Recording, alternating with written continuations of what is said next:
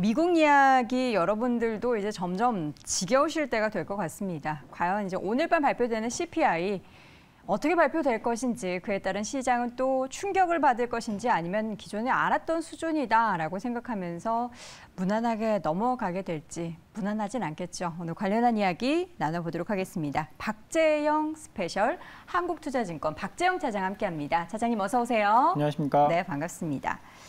지겨워요, 저는 사실. 네, 저도 지겹습니다. 차라리 내년 한 중순까지 전 세계 시장, 주식시장만 싹 닫고 다들 쉬고, 왜냐하면 그 사이에 줄줄줄 흘러내릴 것 같잖아요. 실업자 될 텐데 괜찮으세요? 저는 일자리를... 근데 미국에서는 우리 차장님, 네. 저도 그러면 일자리를 잃게 되네요, 그렇죠, 방송. 그렇겠죠. 그럼 안 되네요. 네. 여러분 죄송합니다. 저의 일자리를 위해서 시장을 닫는 건 안 될 것 같고. 사과하십시오. 예, 네. 진심으로 공식적인 사과 말씀드리겠습니다. 방송으로 바로 넘어가도록 하죠. 열심히 하겠습니다, 방송. 9월 FOMC 의사록이 어제 공개가 됐는데 새로운 내용은 사실 없었어요. 그냥 우리는 인플레이션 계속 잡겠다. 네.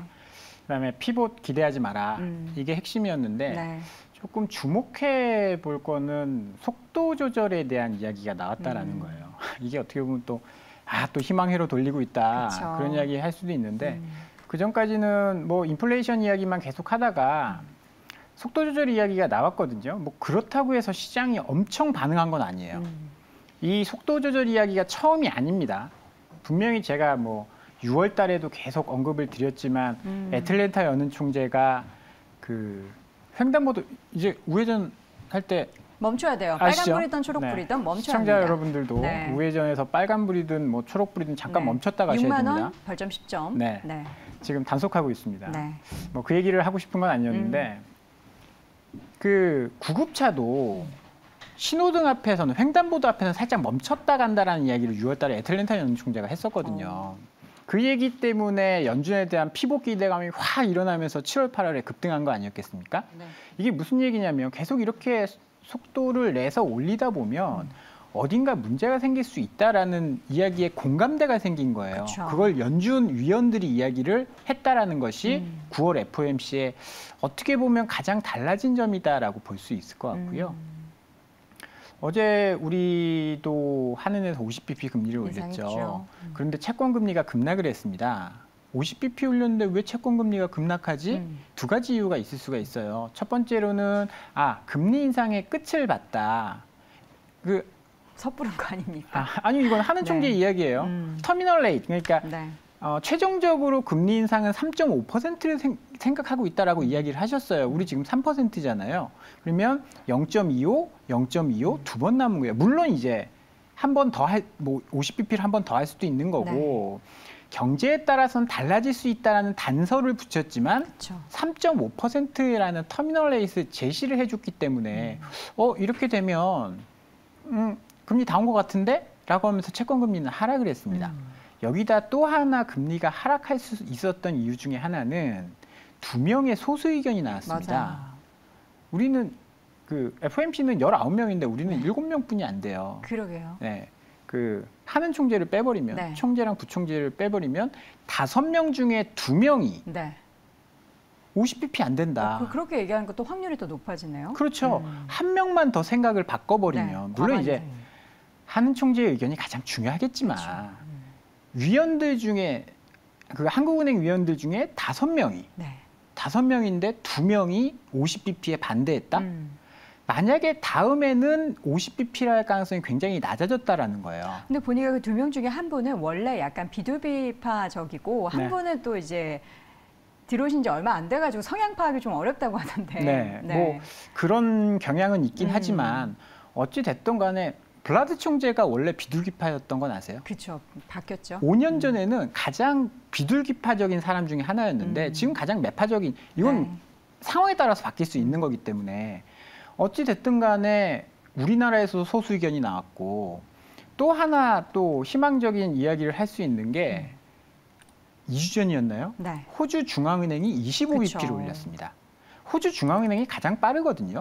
금리를 올리는 시점도 가장 빨랐었어요. 우리나라도 금리 인상 속도가 좀 빠르긴 했었지만 그런 굉장히 긴밀하게 빠르게 움직이는 호주 중앙은행이 25bp를 올렸다? 이거는 뭔가 느끼고 있다라는 이야기로 해석을 할 수 있는 거거든요. 네. 이거는 뭐 그냥 희망회로 돌리는 게 아니라 FOMC 9월 의사록에서도 속도 조절에 대한 이야기가 나왔었고 어제 우리 한은의 금통위에서도 소수 의견이 25bp 올렸는 소수 의견이 분명히 2명이나 나왔었고 네. 호주 중앙은행이 이번 달에 금리를 25bp만 4번 연속 50bp 올리다가 25bp 올렸다라는 거는 맞아요. 전 세계 중앙은행이 뭔가 생각이 조금씩 바뀌고 있다라는 힌트로 작용을 할 수 있기 때문에 저는 이 부분이 물론 지금 시장은 반영하고 있지는 않지만 조금씩 무언가 스텝을 밟아가고 있다. 그렇게 생각을 좀 하고 있어서 인플레이션도 곧 끝날 거고 연준의 긴축도 중앙은행의 긴축도 시간이 지나면 완화될 것이다라는 희망을 조금 봤었던 FOMC 의사록이 아닌가 싶습니다. 네. 희망을 보셨다라고 하는데 저는 왜 희망적이지 않고 오늘 시장은 왜 이렇게 또 절망적인가라는 생각을 하는데 네. 오늘 밤 이제 CPI 발표 예정되기 전에 이제 PPI가 어제 생산자 물가지수가 발표가 됐는데요. 일단 예상치보다는 높았고 여기에 대해서 또 얘기들이 많아요. 그럴 수 밖에 없는 네. 이유 중에 하나는 뭐 서비스 물가도 계속 좀 오르고 있고 그렇죠. 중요한 게 6월 달에 유가의 고점이 120불이었습니다. 네. 그리고 8월 말에 유가의 저점이 87불이었습니다. 2달 동안 계속 내려왔으니까 네. 생산자 물가가 전월 대비 7월 달은 0.4%, 8월 달은 0.2% 마이너스였거든요. 이번에 0.4% 플러스여서 문제가 되는 건데 전체 전년 동기 대비는 떨어졌는데 전월 대비해서는 플러스가 나서 3개월 만에 다시 플러스로 전환했구나. 큰일 났다. 이렇게 뭐 생각할 수도 있는데 유가의 영향을 분명히 받았다라고 봐야 될 것 같아요. 8월 말에 87불이던 게 9월 말에는 97불까지 올라갔거든요. 10%가 넘게 올라갔습니다. 네. 그 영향을 좀 받았다라고 봐야 될 것 같고요. 일단은 물가가 쉽게 잡힐 거라고 생각하면 조금 투자하기 어려워지는 그런 구간은 맞는 것 같습니다. 그래서 오늘 저녁에 CPI 발표가 있는데 사실 CPI가 크게 낮아질 거라고 생각하는 사람은 아무도 없을 거예요. 그렇지 않습니까? 크게 낮아질 거라고 보세요? 그쵸, 7.5 정도 예상하시나요? 아니요. 7.5는 이제 우리들의 네. 바람이고 네. 이제 지난달에도 8.1 예상했다 8.3 나왔잖아요. 네. 근데 지금 여건에서는 8 밑으로 내려가는 게 영 힘들 것 같다라는 생각이 많이 들어요. 쉽지는 않을 것 같고 그러면 이 PPI를 보더라도 뭐 예상치보다 높게 나왔고 네. 유가도 지금 더 많이 올라가 있는 상황이고 우리가 걱정하고 있는 주택 가격 이런 것들 다 이제 CPI에 영향을 줄 텐데 그쵸. 쉽게 낮아질 수 없는 환경이라는 건 다 알고 있는 그런 상황입니다. 그래서 생각보다는 CPI가 높게 나올 것이라는 것들을 시장에서는 이미 좀 반영을 하고 있는 것이 아닌가 저는 그렇게 좀 생각을 하고 있고요. CPI가 낮아져서 연준이 긴축의 강도를 줄여줄 것이야 이런 생각을 하는 것 자체가 지금은 약간 금기시 되어 있다라고 생각을 네. 하고요. 그럴 이유도 전혀 없습니다.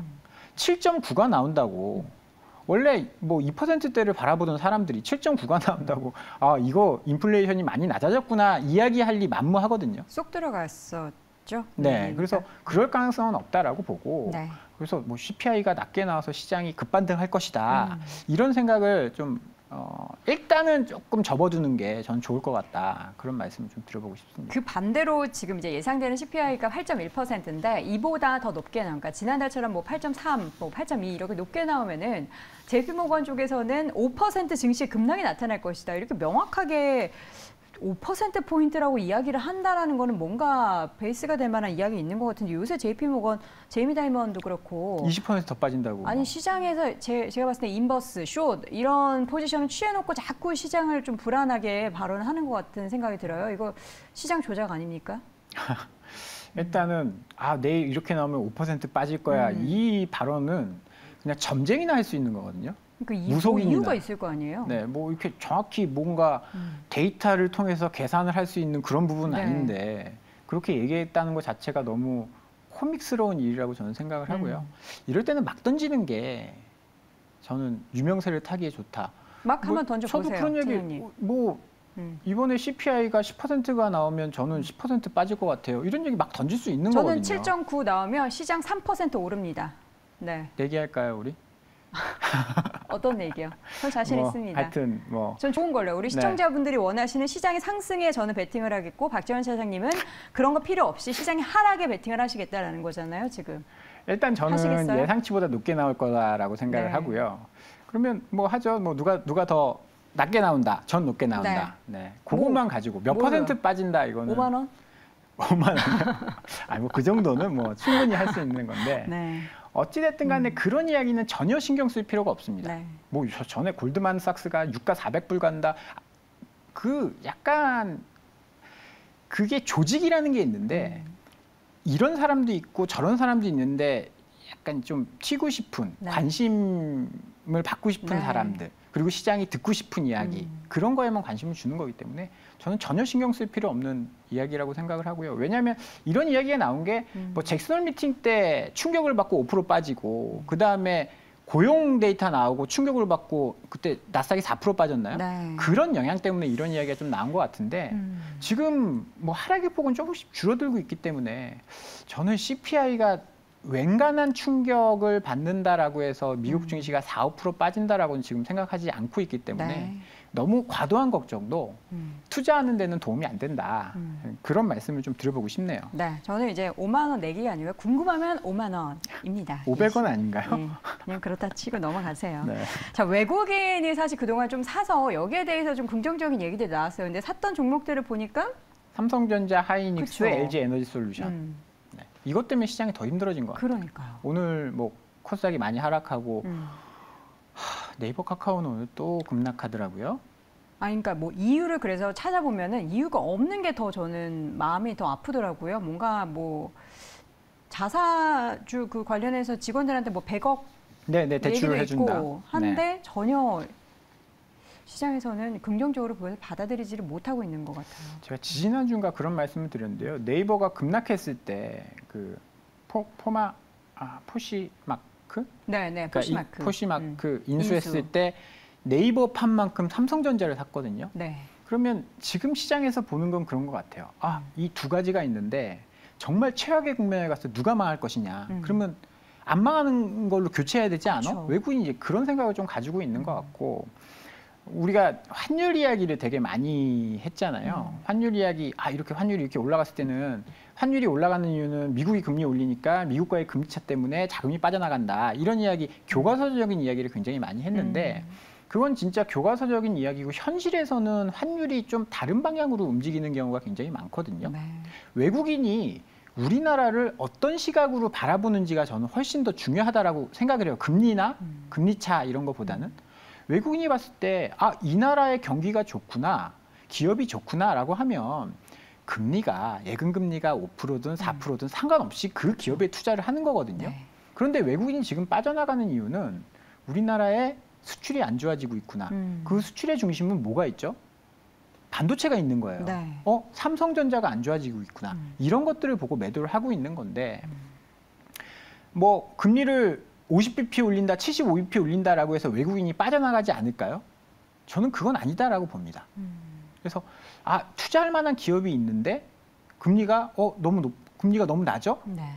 그런다고 투자를 안 하는 건 아니에요. 금리가 낮아도 그 기업에 투자하는 거에 아무 상관이 없습니다. 주식시장과 채권시장은 약간 분절되어 있거든요.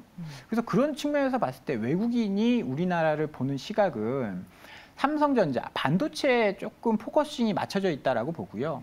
지금 10월 달에 우리가 반도체를 해서 비교하는 국가는 대만이라는 국가가 있잖아요. 삼성전자랑 비교하는 기업은 TSMC라는 기업이 있고 그런데 작년까지는 TSMC가 약간 압도적인 승리라고 하면 좀 자존심 상하고 판정승 정도였어요. 그쵸. 그래서 우리 시장에서도 해외 투자하는 서학개미들 삼성전자 왜 사냐, TSMC가 훨씬 좋다, 주가 봐라 막 그랬는데 올해만 보더라도 완전히 역전이 됐습니다. 네. TSMC 주가 보시면 삼성전자보다 훨씬 많이 빠졌어요. 물론 이런 이야기 할 수가 있죠. 삼성전자가 더 먼저 빠졌잖아. 그건 뭐 맞는 이야기이긴 한데 그쵸. 어찌됐든 간에 올해 수익률만 보더라도 삼성전자가 7월 달에 2%, 7월부터 지금까지 2% 빠질 때 TSMC 16% 하락을 했거든요. 수급을 보더라도 지금 대만에서는 자금이 굉장히 급속하게 빠져나가고 있습니다. 그런데 우리나라 10월만 놓고 보면 외국인이 1조 정도 매수를 했어요. 그러니까요. 어디를 매수를 했냐? IT, 전기전자를 샀거든요. 네. 뭐 이유는 여러 가지가 있을 수가 있는데 첫 번째는 이제 중국 문제가 있을 수가 있어요. 삼성전자가 안 좋은, 반도체가 안 좋은 이유, 대표적인 이유는 중국의 수출이 감소했기 때문이거든요. 그러면서 대중국 무역 적자가 일어나고 있지 않습니까? 그 부분. 근데 대만은 더 심할 수 있죠. 미국과 관계가 좀 더 가깝고 네. 왜냐하면 양안 관계가 있기 때문에 그런 문제가 있을 수 있고 또 하나는 우리나라 주식이 압도적으로 싸다라는 거죠. 달러 기준으로 작년 고점이 이제 작년 6월이 고점이었잖아요. 네. 그럼 7월 이후에 코스피가 달러 베이스로 42%가 하락을 했습니다. 이게 금융위기 수준이거든요. 네. 금융위기 때 50% 정도 하락을 했고 지금 뭐 40%대 하락을 했으니까 뭐 최근에 2000년대 들어서 한 3번 정도 있었어요. 금융위기, 그다음에 팬데믹, 네. 지금 현재. 제가 금융위기급으로 빠졌다고 방금 얘기를 했나요? 네. 죄송합니다. 팬데믹급일까요? 팬데믹급. 금융위기 때는 70%까지 네. 하락을 했었고 그때는 뭐 전 세계적으로. 근데 지금 뭐 그때는 리먼이라는 시스템 리스크가 있었던 거고 지금 그런 상황은 아니니까. 그래서 지금 계속 시스템 리스크냐, 그게 올 것이냐 아니냐 뭐 이런 얘기를 가장 많이 하는 거잖아요. 더 빠질까 봐.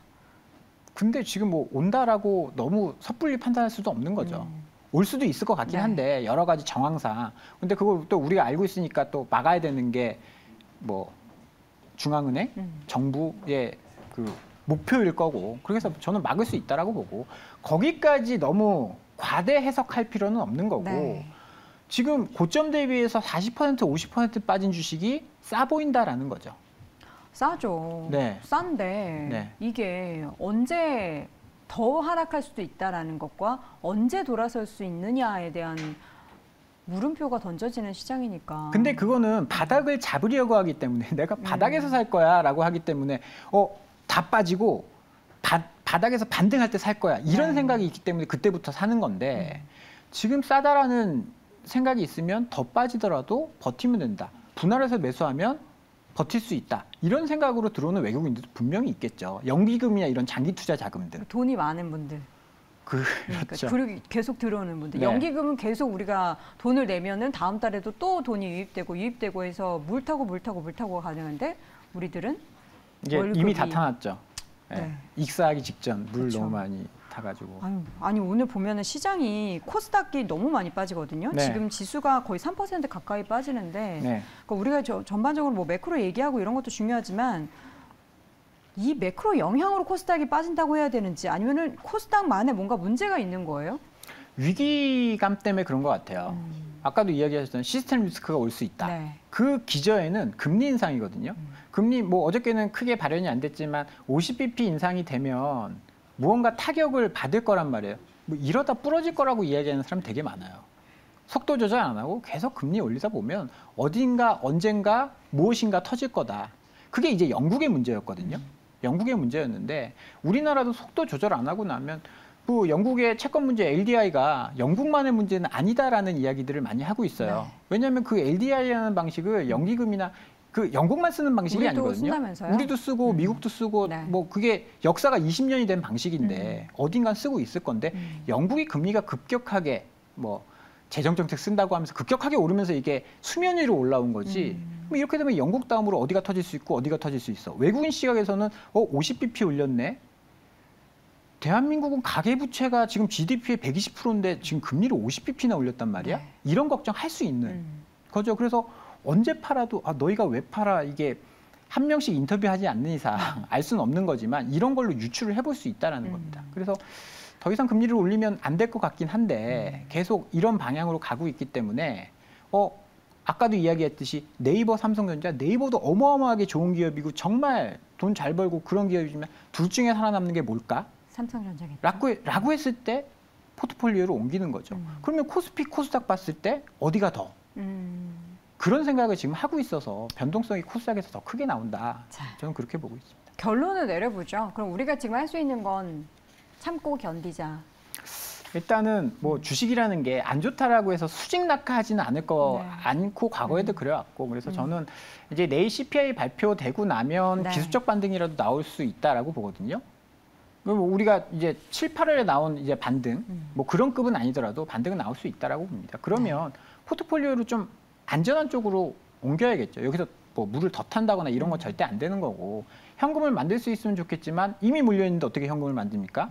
종목 교체라도 좀 안전한 쪽으로 이동을 하자라는 전략을 좀 말씀을 드리겠습니다. 네, 다음 주에 박재현 차장님 모실 때는 조금 밝은 분위기에서 이야기를 나눌 수 있기를 기대하면서 오늘 이 시간 한국투자증권 박재현 차장 함께했습니다. 차장님 고맙습니다. 감사합니다.